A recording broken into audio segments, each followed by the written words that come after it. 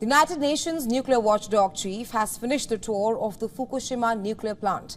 Rafael Grossi remains unchanged on his stand, clearing release of the water.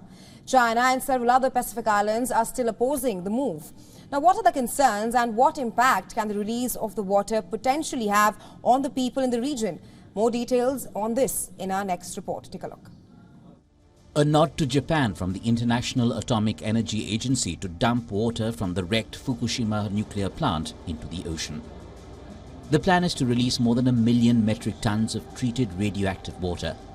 IAEA Chief Rafael Grossi visited the Fukushima Daiichi nuclear power station, and this is what he had to say. I don't see any pending issue. Basically, of course, this is a complex operation, and there might be here and there some minor detail, but by and large, I think that all the basic elements are in place in case the government takes a decision to move forward with this. The UN says the release meets international nuclear safety standards. Japan's neighbors raise concerns, calling for a more inclusive scientific method, leaving a big question mark on the completion of this gigantic task. The issue has its origins in 2011 in the powerful earthquake and tsunami that hit the Fukushima power plant.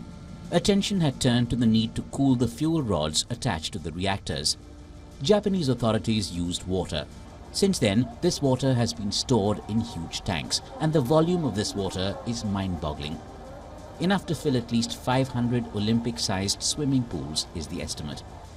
According to the plant's operator TEPCO, plant workers have been filtering the contaminated water to remove isotopes, and the only thing which remains is a radioactive isotope of hydrogen known as tritium. TEPCO will dilute the water until tritium levels fall below regulatory limits. This will be done before the water is released into the Pacific. Tritium is considered a harmless enough element due to its inability to penetrate the human skin, but the concerns remain. A scientific article published in 2014 claims that when ingested, tritium can raise cancer risks. Now this brings us to the next part of our story. Fear among the people in the region has reached a new high, particularly around the aquatic life that may eventually affect humans. Some in South Korea are panic buying salt over fears of contamination after the discharge begins. The fishing communities in Fukushima are worried about the low footfall they will face due to the fear of radioactive substances. International pressure is also mounting.